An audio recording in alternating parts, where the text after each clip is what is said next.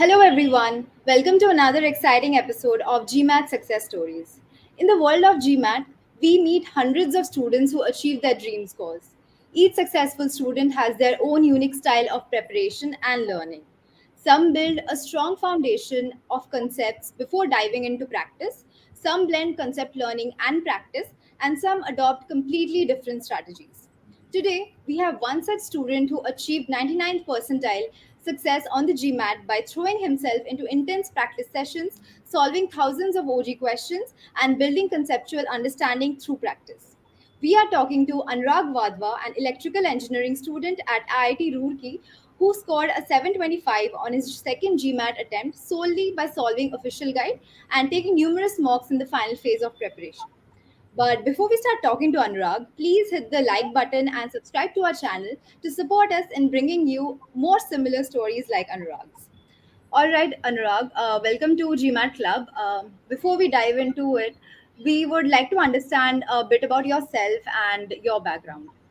Sure, Ipshita. Hello everyone. I am Anurag from Gurgaon, India.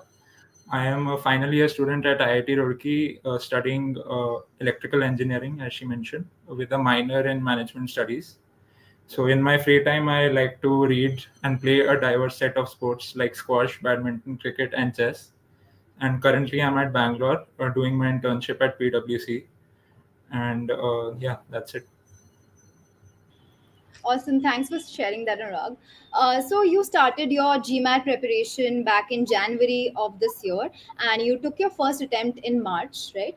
So can you Right. walk us through the entire process and the initial 3 months? What prompted you to take the GMAT, and just share your experience with us? Sure.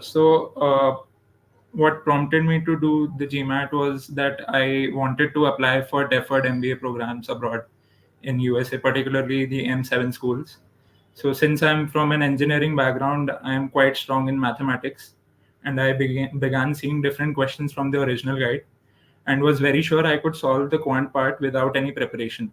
So GMAT was the go to exam instead of GRE, because I was pretty sure of my goal that I have to do an MBA post my graduation from IIT Roorkee. So it was just a matter of practice that I would solve quant questions. For DI, I was good at data sufficiency questions since it involved a lot of maths, and got an idea from the questions from the original guide itself. While solving the OG questions, I observed that I was struggling with longer questions where there was an overload of information, especially the MSR and two-part analysis questions. And my main struggle was in the non-math related part. So to practice that, I went to GMAT Club's site and practiced diverse set of questions in DI.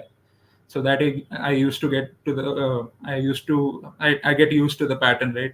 So coming to my weakest section, the verbal section, I felt very underconfident, especially the critical reasoning section, in which I failed to identify what is the argument, what is the conclusion. So I needed some help regarding this, and I went to YouTube and found some videos by Charles from GMAT Ninja.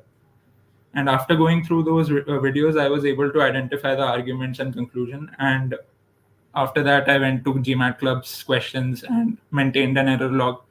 And it was just a matter of practice and beating the clock. And after practicing thousands of questions, I took the official mocks to gauge my practice. So what was your GMAT score in the first attempt and your sectional breakup? So in my first attempt, I got a 695, and my sectional breakdown was Q90, 100 percentile, and a V82, 79 percentile, and a DI score of 81, which is, I guess, 90 percentile. And I was not happy with the score since I was consistently getting above 715 in my mocks. Especially with my DI score in mocks, I would usually get above 85. I felt the questions were a bit longer in the actual test than the official mocks. So decided to take a retake after this score flashed in front of me.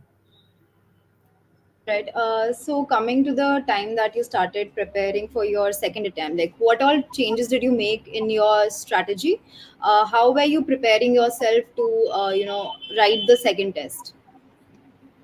So I I knew that I have to have a good chance in my M7 deferred MBA programs. I need to score at least above a 705, as 700 is a mental barrier to many. So I took the retake in May since I had my end term exams in between in my college.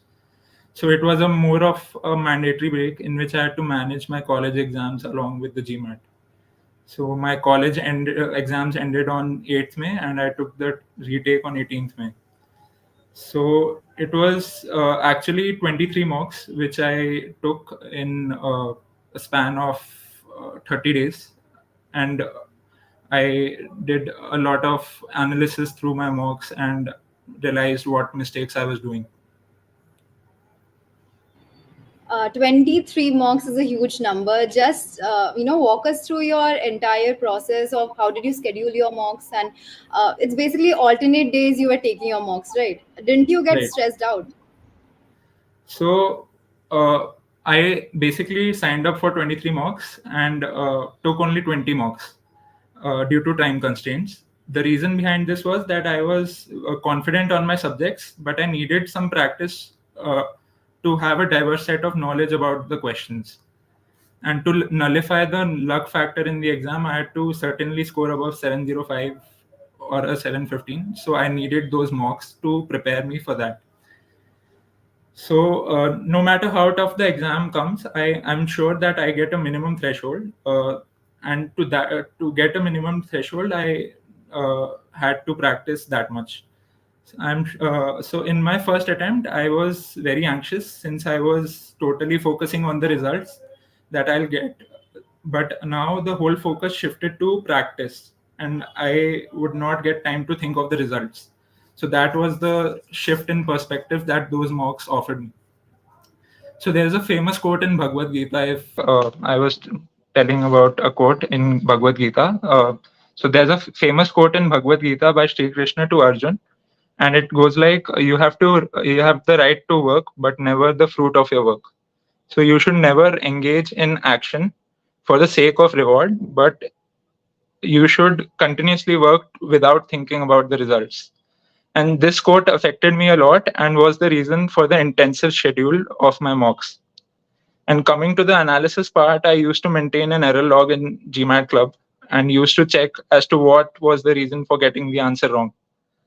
So in Quant, it was usually a very silly calculation mistake, and in DI, it was mostly misunderstanding the question, especially the long ones. And in verbal, it was misinterpreting the passage and going for incorrect options and identifying incorrect arguments. So yeah, that was my thought behind going for those mocks. That's amazing, Anurag. So, would you like to share the mock test that you took, which were the mock test? Because people are asking, OG only provides 6, and you took 23. So, please share with us. So in my first attempt, I took 6 mocks, the official ones, and I just went by and gave the exam without any giving additional mocks. But in the second attempt, I took GMAT Club's mocks, which are 8 in number, and Experts Global mocks, which were 15 in number. So that gave me a lot of practice, and yeah, that and gave me a 725 in the next attempt. Understood. So, how did you go about analyzing those mock scores? Did you Okay. always see a positive trajectory in increasing your mock scores, or how was it like? So as I said, I used to maintain an error log and used to check what was the reason of getting the question wrong. So usually in quant, I am very good at quant, and so there was usually a silly calculation mistake that I would make. So I would try to practice 10 more questions like that, and hope that I don't get any questions wrong. So and reduce my chances of making a silly error. So for every question I do wrong, I went to GMAT Club site and attempted 10 more questions for that particular section. So in DI, let's suppose I got a MSR question wrong, so I would do 10 more MSR questions, and I would make a threshold ki I have at least a 90% accuracy in those questions. So that was my practice for the errors I used to make in the mocks, and that was what I did for the analysis part. Understood. So, would you suggest people take so many mocks before the exams? Like, is that a good strategy? So for an engineering student like me, I would recommend doing a lot of mocks. Like if you know quant very well, if you are strong in maths, I would recommend that you take mocks, because that is how you will learn from your mistakes. But for a non-engineering student and who is weak at maths, I would recommend taking a course and strengthening your topics before jumping onto the mocks. Uh, but as you said, like I would recommend everyone to give at least a 20 odd mocks to uh, gauge your preparation and to minimize the risks involved in the test center. So there are many risks involved in the test center. Let's say you get anxious, you read a question and you can't answer the next question that comes to you. So to minimize those errors, you need to take a lot of mocks and practice a lot. And for that, I would surely recommend giving GMAT club tests or any other tests that you like to gauge your test preparation. Awesome, understood. So, also, like, walk us through your testing day experience. What did you do 4 to 5 days before the exam? Like, were you still taking mocks 4 5 days before the exam? Uh, one day before the exam, I did not take any mocks, though although three were left. I thought I have done the hard work needed, and now it's just time to freshen up my mind for the actual exam. But before that, I was taking mock tests with a frequency of 2 to 3 per day in the last 3 to 4 days, since my exams got over on 8th May. So I was left with 10 odd days to prepare myself. So test center was very near to my home, and it was almost 2 to 3 kilometers away. And the pre-exam process is very standardized. They check your passport, they take a palm vein scan and a photo, and check your pockets and eyeglasses, and give you the scratch pad and markers. So you may get overwhelmed by the process, but the fear only exists in your mind. So you don't need to get overwhelmed while they are doing the pre-exam process.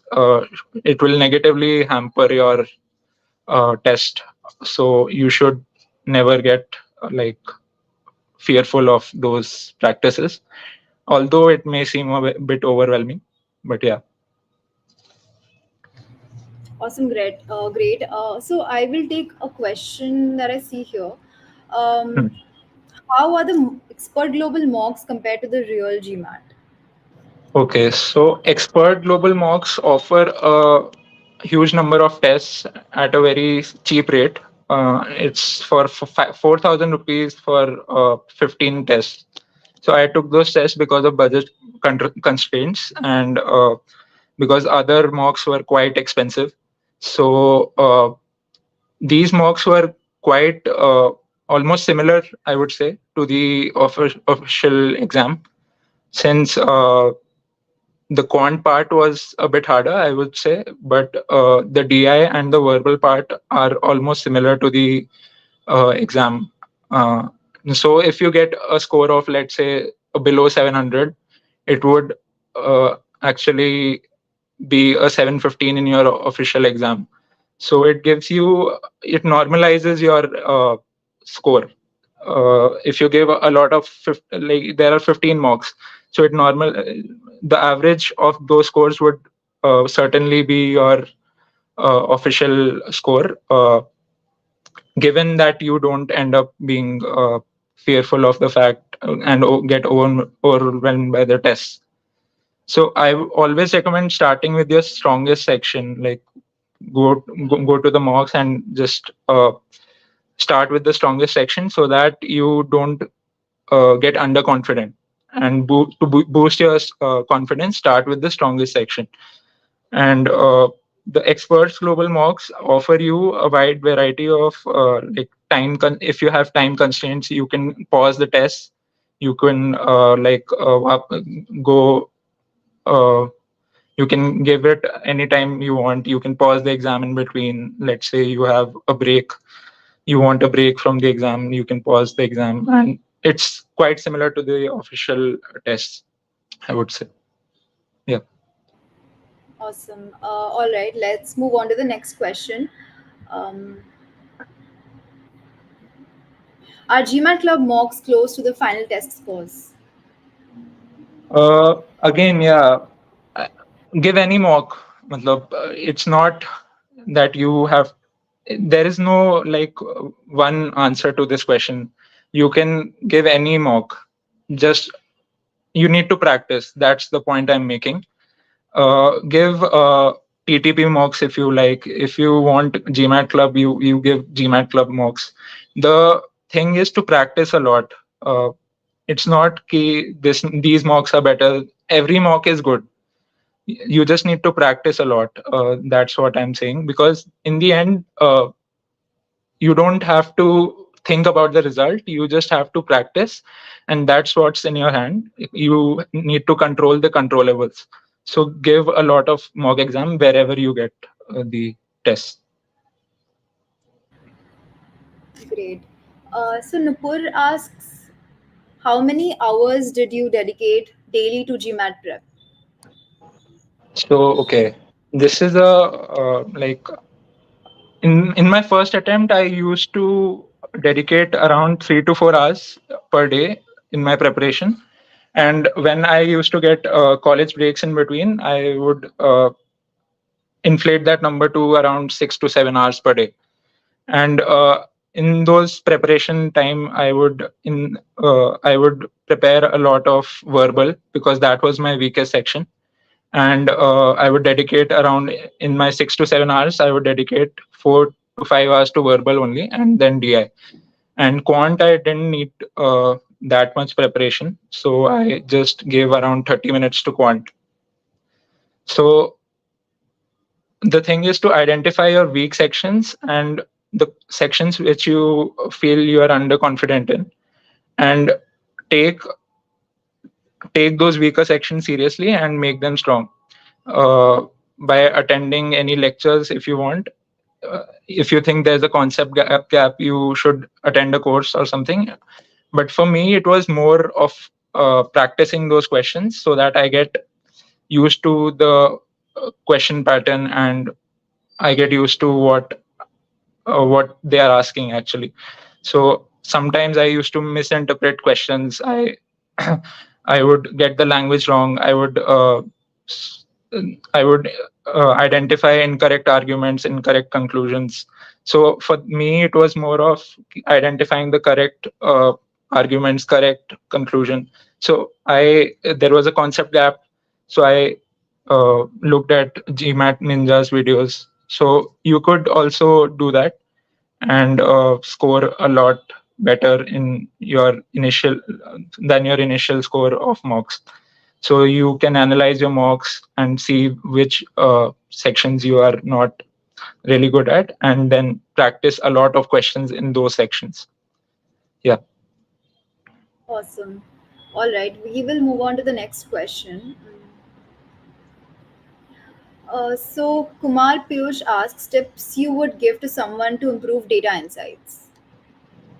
To improve data insights, I would say, like, what exactly is your problem, I don't know, but for data insights, I used to get a lot of tough time in MSR and two-part analysis because those were the longer questions.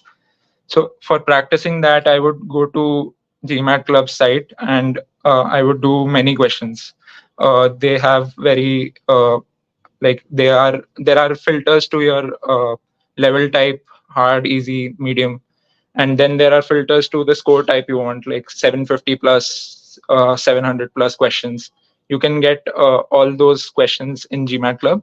And if you get any question wrong, you can maintain a clear error log in GMAT Club and see why you got those questions wrong at the first place. Was it a silly error? What was it? Misinterpreting the question? Was it choosing the wrong option even if you knew the correct answer? Let's say that is also sometimes the problem.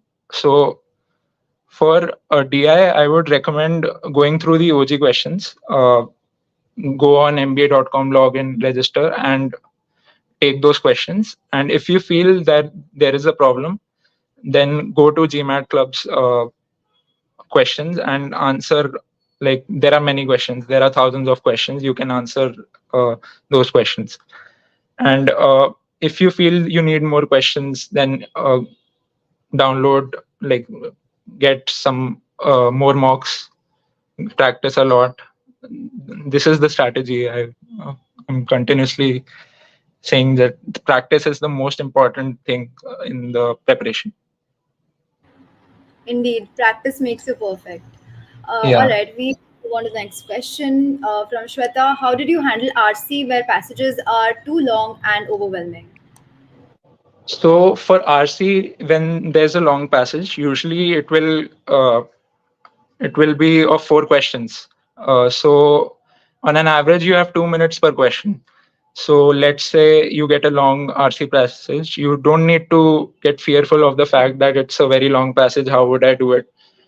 So just stay calm at when you get that question, and think of the clock as you have 8 minutes instead of 2 minutes for reading the passage, because an average of 2 minutes per question, and four questions are asked, so you have 8 minutes to answer that question. And from that 8 minutes, you can also go a bit longer. Let's say 9 minutes for answering those 4 questions if you feel you need more time. So that can be covered by, let's say, a smaller passage, and make that average to a 2 minute per question in the end. So I would say that you don't need to, like, get anxious when you get the longer passage. You just need to answer in a calm state and take your time. Like, don't hassle through the passage, because RC questions are very tricky. RC questions need you to read all the lines and carefully read the paragraph so that you get to the correct answer, identify the arguments, identify the conclusion, identify everything. And you can take around 5 minutes to read the passage and 3 minutes to answer the question. So that would be a good strategy to go for RC. Yeah. Awesome. Next question from Vivanshu. Can you please elaborate on how to be prepared for verbal? What sources did you use to practice questions other than OG? Okay. So for verbal, I would say, if you like have a slow reading speed, I would recommend you to increase that reading speed through novels and reading newspapers, reading many articles on AE on. There's a website called AE on, from which you can read a lot of articles. And whenever you get a passage, let's say in verbal, so don't think of it that it doesn't interest you. The topics can be from history, architecture, science and technology. Let's say it's not a topic that interests you, but take it as if you are going to learn something new from the passage. And then you will get to know that there are many nuances. Like, you can build an interest in that passage, and you know that it is not going you're not getting disinterested by the passage. So you need to just build that mindset that whatever passage I get, whether it's a topic of my interest or not, I need to freshen up, and I need to just approach it with an open mind. Yeah, that was what I did for. And for critical reasoning, I would say, take the LSAT questions. The LSAT questions are very good. and the LSATs have quite tougher, quite hard content than the GMAT content, and that will make you a bit more, say, in practice, rather than just randomly doing questions. I would recommend you go to LSAT and just see the type of questions you get and identify the arguments, the conclusions correctly, and see what each line each line in CR has a big importance. So reach each line carefully. And that is what I would say for critical reasoning. Awesome. Guys, please take a minute to like the video because I think these are some amazing strategies and tips that Anurag is sharing with you all. So, it'll really help us if you just like the video. All right, moving on to the next question. Is the DI section on Experts Global lengthy than OG mocks? Okay. In in Experts Global, I would almost get the similar type of length compared to, nahin, for similar to the actual exam on the Experts Global, but on the OG mocks, I would get a bit lesser content than the original tests. So the OG mocks are quite helpful if you are a bit of a logical mindset person, and if you are a verbal person, then Experts Global have a lengthier format, and that will help you in like get a good score.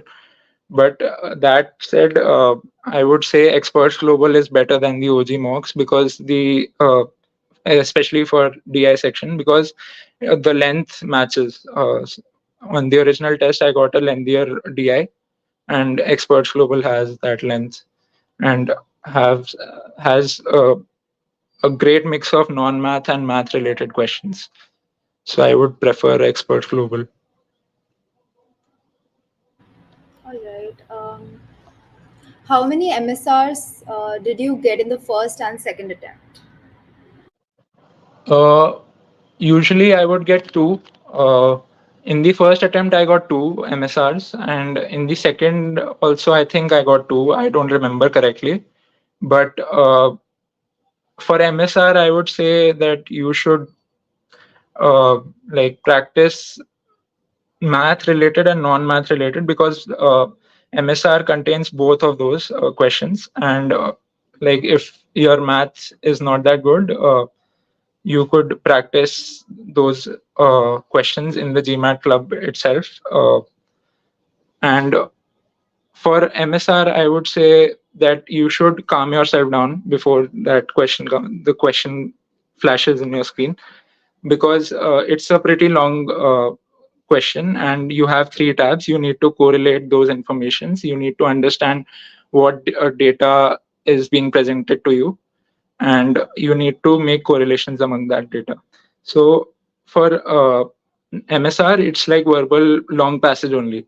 You think there are three questions, you think of it as 6 minutes for those three questions, and read the details in 4 to 5 minutes, and you can easily answer the three questions in less than a minute per question. So you just need to read the question carefully, because sometimes there is some information hidden, like in the graph. Let's suppose there's a graph, and below it is mentioned that the scale is mentioned, so you forgot to read that line. So that would be a problem. So give enough time to read the question and then move on to the questions. Yeah. Okay, all right. What filters did you use while selecting questions? So I would, since I got a 695 in my first attempt. In my second attempt, I would filter out questions that were above 700 and 750 on the classical edition. That would correspond to a 715, 725 in or 735 in the newer version. And I would do those hard questions so that I do not get like fearful of the fact that there's a hard question and what do I do. So to minimize that luck factor and the anxiousness factor, I would go for harder questions. But in my first attempt, I did a mix of questions, easy, medium, hard, and I usually did questions which were weaker. Let's say I had a weaker section in verbal called critical reasoning, so I would go and attempt critical reasoning questions that were hard, and medium, so that there's a lot of practice done in that set of questions. And in quant, I would always do 800 questions because I was quite sure that I would score a good amount in quant. And in DI, I would usually do MSR, two-part analysis, because that were my weaker areas. And I would also do table analysis and other questions so that I don't make the other strong areas weaker, and completely ignore the stronger areas as well. So yeah, that was the filter I used. The score filter. That was much beneficial to me. Great. So Aniket asks, from where did you practice mocks, both paid and free? I think this has been already covered, but let's hear it once more, Anurag. Okay, so I did OG mocks in my first attempt, all the six OG mocks, and you can attempt those mocks again. Like you are allowed to do it two times, so you can reattempt those mocks as well. And through each mock, analyze like what mistakes are you doing, what preparation needs to be done to get a higher score on the other mocks that you will be going to do. So in my first mock, I got uh, a 675. A 675 was I was not happy with that score in my first mock. So I checked what was wrong, and then I boosted my performance by a 20 score and got a 695 in the second mock. And that's how you like see what mistakes are you doing, and then check what is going wrong. And sometimes I would also get a lesser score than my previous mocks, so I would analyze what went wrong. Was the feeling uh, I feeling more anxious than before? Was I doing the wrong order of sections? Do I need to change my section order so that I feel a lot better doing my weaker areas? So what what suits you is best. Like if you feel that there's a concept gap, you need to prepare a lot, and you should not do mocks then. You should prepare for that concept. And if you feel that your concepts are very strong and you just need to practice, then do a lot of mocks. So for paid mocks, I would say Experts Global is go to, and GMAT Club. And you could also purchase TTP mocks, but they are on the expensive side. If you don't have budget constraints, you can go for TTP mocks as well. Yeah. Awesome. All right. Then we have another question. What is the level of coordinate geometry questions that one must prepare for? How to know what is enough? So GMAT has less of coordinate geometry, and absolutely there's no geometry involved. There are mostly algebra and logical reasoning questions. So and permutation combinations and probability questions. So you need to practice those more. And coordinate geometry is not asked that much. It's in GRE that the coordinate geometry part and the geometry part is higher. So I would not recommend you to study that. I would say focus more on algebra, probability, and other logical reasoning questions, because GMAT, the new focus edition, tests you on that skills and not the coordinate geometry part. Great. Uh, All right, another question. When is the best time to start preparing mock tests actively in the course of prep?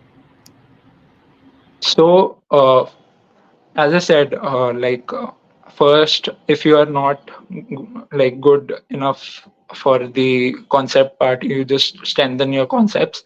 And after you have a stronghold, you know that you are practicing questions, you are getting them correct most of the time, and you know that your concepts are great. So you just go for the mocks, and also after giving the mocks, you see what is going wrong. So after that, give give yourself some time and just check give analysis part more importance after giving a mock, and then go to GMAT club and uh, take those questions which you feel are your weaker part, and then give another mock, and that's how you analyze your preparation. How is it going? So that's the best time when you know that your concepts are clear. Now you just need to practice and go on. Yeah. Okay, let's take another question. For verbal, few people follow the strategy of taking notes along with the passages and CR questions. Did you follow the same or kept everything in your mind while answering?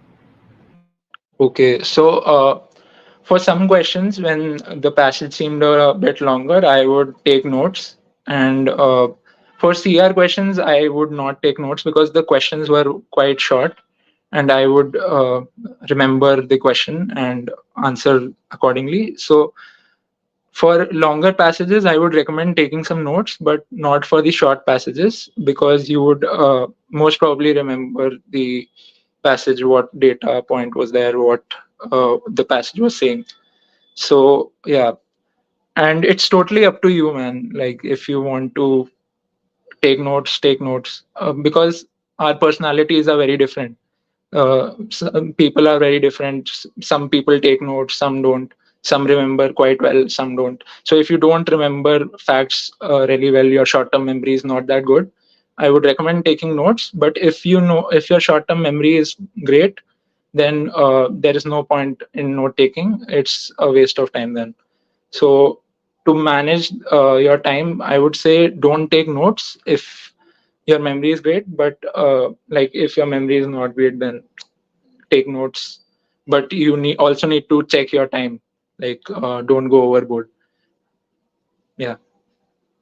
Yeah. Okay. What did you do if you are stuck on the question with the time ticking? Okay. So if you are stuck on a question, move on. Like you don't need to get stuck on a question, and you just need to see your questions, your other questions as well, right? You need to answer those questions correctly in order to succeed in the exam. So one one odd question is taking too much time, guess the answer, or just leave it for review. You can mark the question for review and come back to it. GMAT gives you 3 reviews, and you can come back after you finish the exam.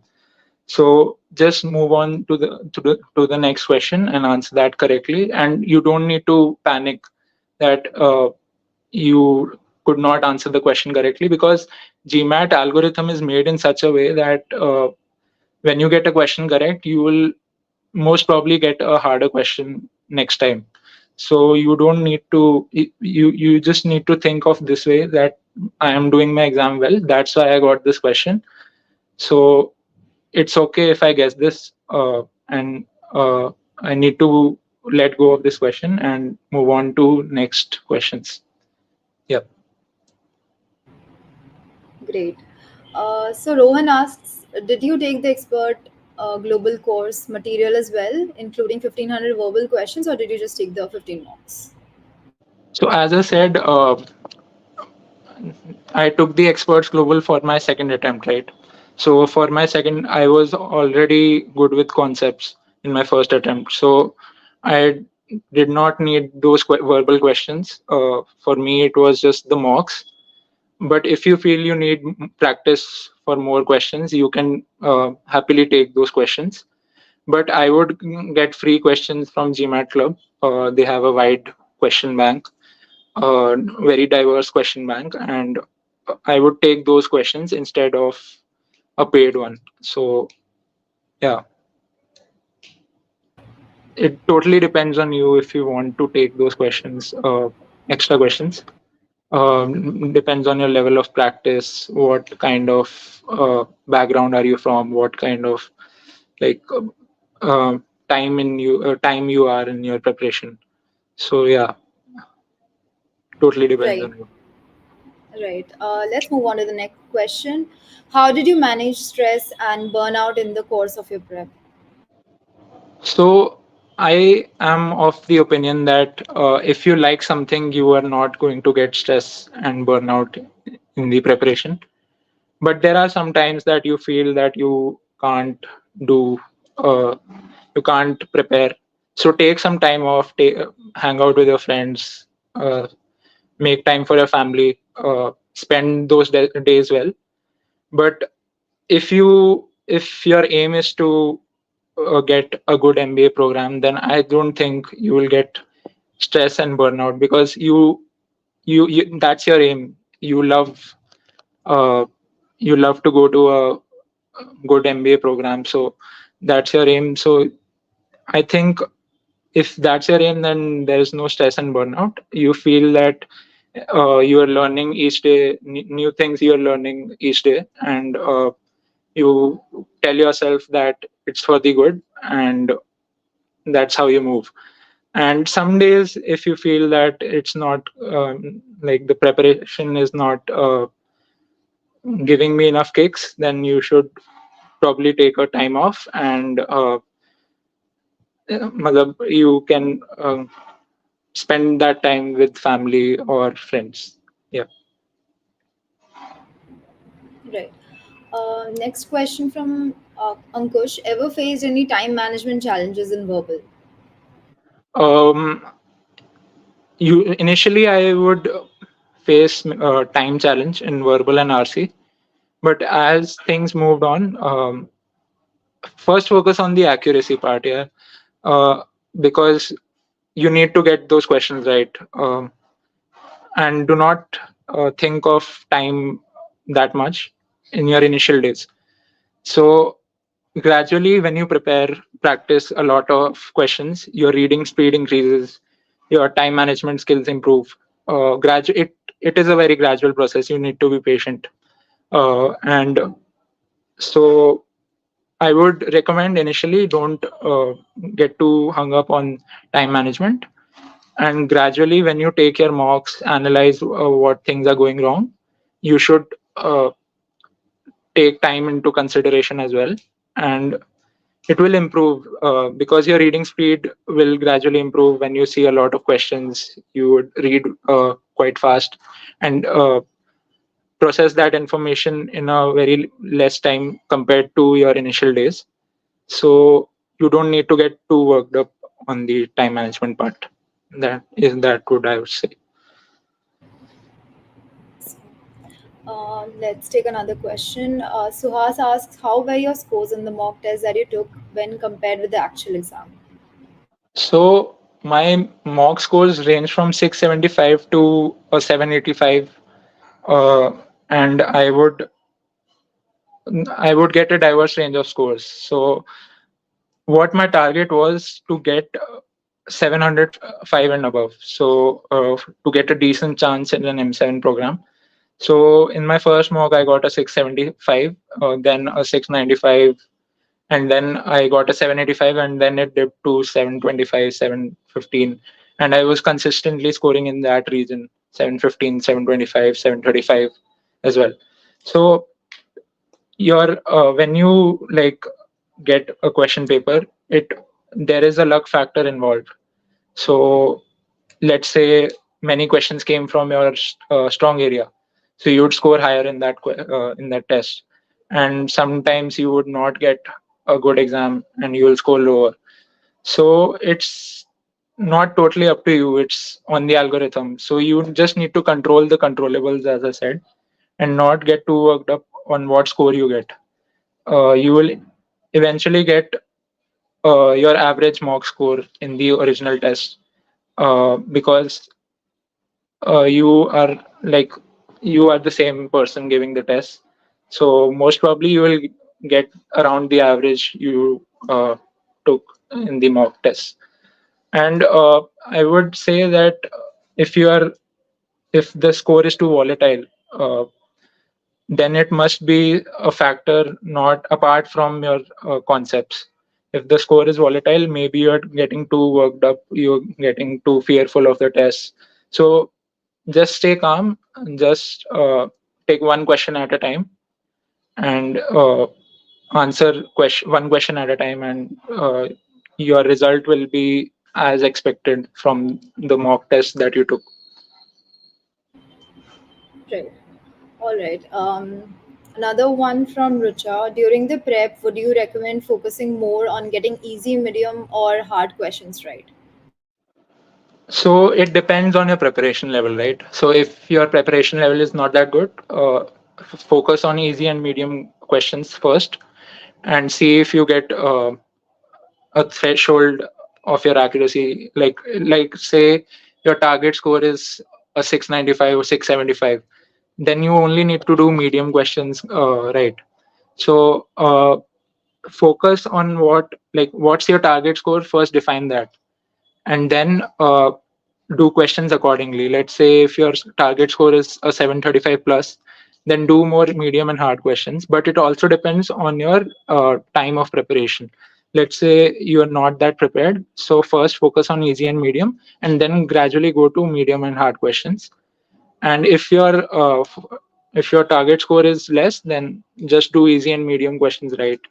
And let's say typically, if you get 10 questions in the exam, hard questions, do one or two hard questions. So I would say it depends on your target score and your preparation level. Awesome. I guess we have come to an end of the podcast. There are no more questions that I can see. However, I see Dipanshu asking a question. I mean, we have already covered that. So, Anurag has taken a combination of OG and Experts Global Mock. You can just rewind this, or maybe you watch the entire video again to get your answer. Apart from that, I think we are done with questions. If anyone has any more questions, they can drop into the comment below, and we're happy to answer. All right. With that, thanks, Anurag. Thanks for this session. We had a great conversation, and we got to learn a lot of things from you. Thanks for coming in, and thank you, viewers, for watching this session. I hope you keep studying and stay tuned for next such amazing sessions. Thank you. Thanks a lot. Bye.